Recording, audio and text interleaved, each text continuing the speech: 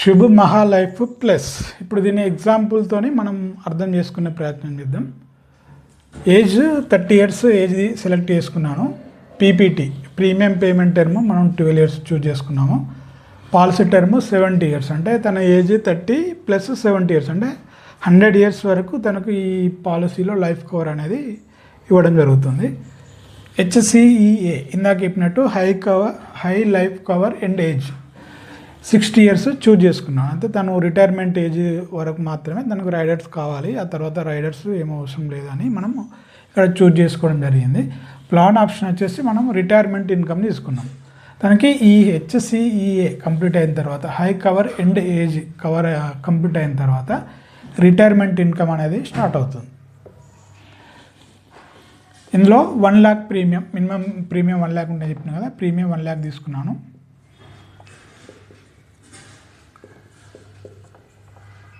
So in 12 years మనకు 1 lakh చొప్పున premium pay చేస్తాడు. టోటల్ 12 lakhs ప్రీమియం పే చేస్తాడు.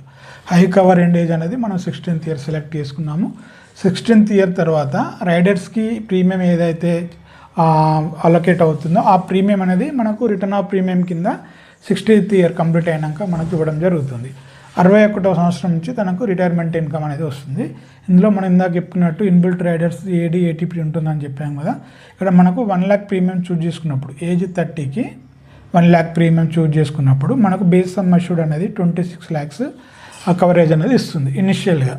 ఈ 26 lakhsలోనే మనకు టీటీఐ కూడా ఉంటుంది. అది నేను మీకు చెప్తాను. 26 lakhsలోనే ఇన్బిల్ట్ టీటీఐ ఉంటుంది, term and term illness inbuilt ఉంటుంది.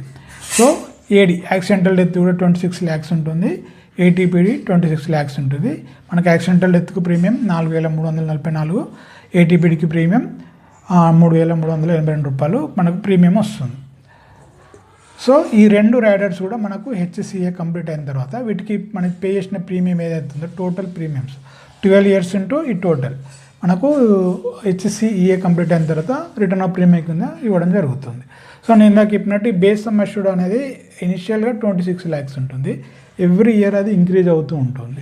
ఎగ్జాంపుల్ మనకు 65th year తర్వాత అది 60 lakhs వరకు వెళ్తుంది. 70 yearsలో 64, ఇలా ఇక్కడ చూపించింది చూడండి, 75, 80, 85, 100 years వరకు 1,74 lakhs వరకు మనకు లైఫ్ కవర్ అనేది ఇంక్రీజ్ అవుతుంది. సో ఆయనకు ఎలాగో ఈ 60 years వరకు మనకు రైడర్స్తో కూడిన లైఫ్ కవర్ ఇవ్వడం జరుగుతుంది. ఈ 60 years లోపు, అంటే ఈ హెచ్సిఏ కంప్లీట్ అయ్యే లోపు మనకి ఎనీ డెత్ 26 lakhs వస్తాయి. యాక్సిడెంటల్ డెత్ అయినప్పుడైతే 52 lakhs వస్తాయి. ఏటీపీడి యాక్సిడెంటల్ టోటల్ పర్మనెంట్ డిజేబిలిటీ వచ్చినప్పుడు 26 lakhs అనేది నామినీకి ఇవ్వడం జరుగుతుంది. ఈ ప్లాన్లో బెనిఫిట్ ప్రొటెక్షన్ రైడర్ లాంటిది ఏముండదు. ఏ ఇయర్లో డెత్ అయితే ఆ ఇయర్లో డెత్ బెనిఫిట్, లేదంటే హైయెస్ట్ ఆఫ్ మన ఈ సరెండర్ వాల్యూ కానీ మెచ్యూరిటీ వాల్యూ కానీ ఏది ఎక్కువ ఉంటే అది ఇచ్చేసి ప్లాన్ అనేది క్లోజ్ చేయడం జరుగుతుంది. ఈ ప్లాన్లో 12 years ప్రీమియం పే చేస్తున్నాడు. 30 years కస్టమరు 12 years వరకు ప్రీమియం పే చేస్తున్నాడు. 30th year నుంచి తను ఏ విధంగా ప్రీమియం పే చేయడు.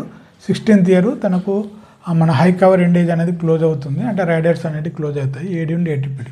అంటే 60 year తర్వాత రైడర్స్ క్లోజ్ అయితే మరి 65కో 70కో డెత్ జరిగింది, యాక్సిడెంటల్ డెత్ జరిగింది, కవరేజ్ ఇవ్వరా అంటే ఇస్తారు. ఏ డెత్ అయినా సరే మనకు బేస్ కవర్ ఏదైతుందో అది ఇచ్చేస్తారు. యాక్సిడెంటల్కు సెపరేట్గా 26 lakhs అని ఇచ్చాం కదా, ఇక్కడ ఈ సెపరేట్ అమౌంట్ అనేది రాదు, అంతే. బేస్ సమ్ అష్యూర్డ్ ఏదైతుందో ఆయన ఏ డెత్ అయినా సరే ఆ బేస్ సమ్ అష్యూర్డ్ 60 తర్వాత ఇవ్వడం జరుగుతుంది. సో ఇతనికి రిటైర్మెంట్ ఇన్కమ్ ఎంత వస్తుందంటే high cover and age complete అయిన తర్వాత 61 year నుంచి ఈ 30 years ఉన్న పర్సన్కి 1 lakh ప్రీమియంకి 3,45,000 మిగతా రెస్ట్ ఆఫ్ లైఫ్ అంటే మిగతా 40 years వరకు తనకి ఇయర్లీ పెన్షన్ కింద వస్తుంది. మంత్లీ అప్రాక్సిమేట్లీ 29,000 వస్తుంది. నెలకు 29,000 చొప్పున తను మిగతా లైఫ్ టైం 40 సంవత్సరాల వరకు కూడా ఈ రిటైర్మెంట్ ఇన్కమ్ని పొందడం జరుగుతుంది. సో అతను ఈ రిటైర్మెంట్ ఇన్కమ్ స్టార్ట్ అయిన తర్వాత కూడా ఒకవేళ పాలసీ సరెండర్ చేయాలనుకుంటే చేసుకోవచ్చు. ఏ ఇయర్లో సరెండర్ చేస్తే ఎంత వాల్యూస్ వస్తాయని నేను ఇక్కడ రాశాను. 65th yearలో వేస్తే ఇంత వస్తుంది, 95 yearsలో వేస్తే 1,24 lakhs వస్తుంది, 75 yearsకి వచ్చేసరికి 70 lakhs వస్తుంది. సో మనకి ఈ ప్లాన్లో ఏంటంటే రిటైర్మెంట్ ఇన్కమ్ స్టార్ట్ అయినా సరే మనకు ఈ లైఫ్ కవర్ అనేది కంటిన్యూ అవుతుంది.